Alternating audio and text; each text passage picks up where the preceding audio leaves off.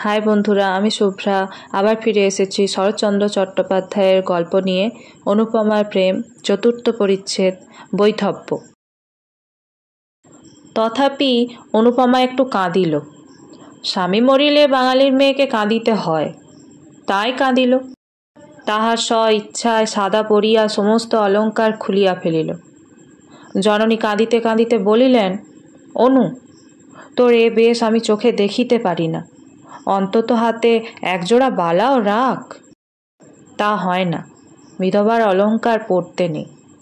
কিন্তু তুই কচি মেয়ে। তাহা হোক, বাঙালির মেয়ে বিধবা হইলে কচি বুড়ো সমস্ত এক হইয়া যায়।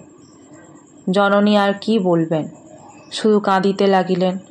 অনুপমার বৈধব্যে লোকে নূতন করিয়া শোক করিল না। 2-1 বৎসরেই সে যে বিধবা হইবে তাহা সকলেই জানিত। কেহ বলিল, মরার সঙ্গে বিয়ে দিলে কি আর সধবা থাকে? কর্তাও একথা জানিতেন, গৃহিণীও বুঝিতেন। তাই শোকটা নূতন করিয়া হইল না। যাহা হইবার তাহা বিবাহ রাত্রেই হইয়া গিয়াছে।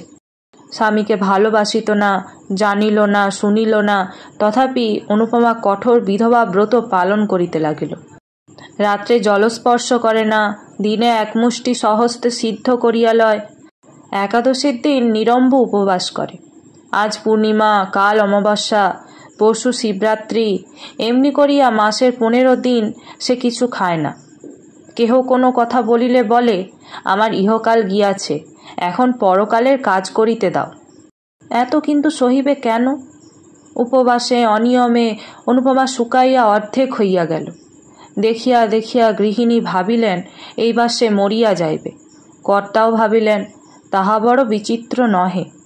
তাই একদিন স্ত্রীকে ডাকিয়া বলিলেন, অনুর আবার বিয়ে দিই। গৃহিণী বিস্মিত হইয়া জিজ্ঞাসা করিলেন, তা কি হয়?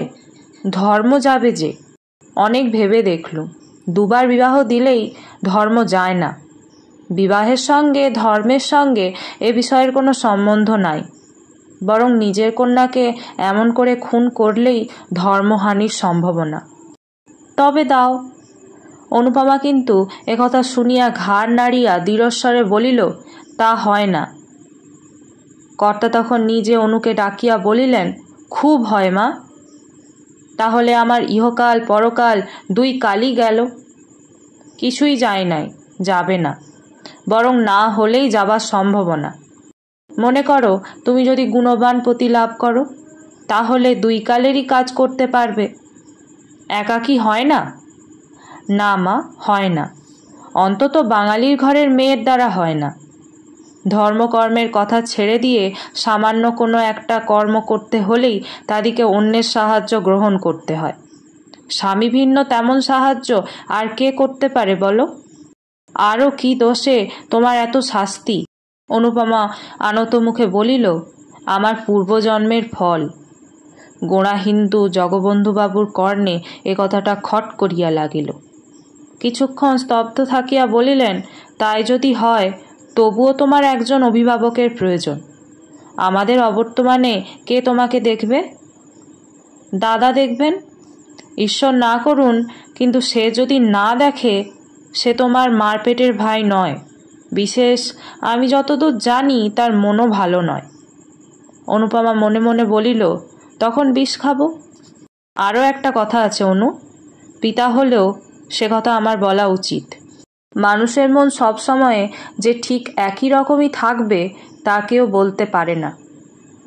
বিশেষ যৌবনকালে প্রবৃত্তিগুলি সর্বদা বশ রাখতে মুনি ঋষিরাও সমর্থ হন না।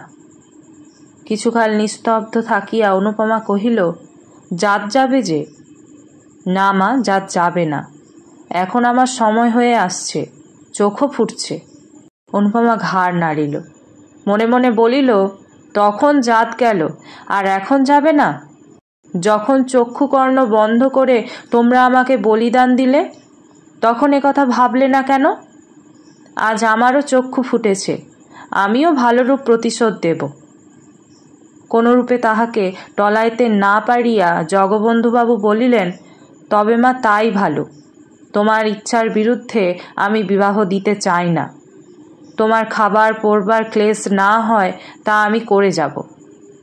তারপর ধর্মে মন রেখে যাতে সুখী হতে পারো করো।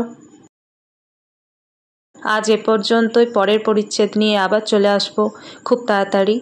সবাই ভালো থেকো, সুস্থ থেকো। ভালো লাগলে একটা লাইক করো আর প্লিজ আমার চ্যানেলটিকে সাবস্ক্রাইব করে নিও। আজ আসি, টাটা।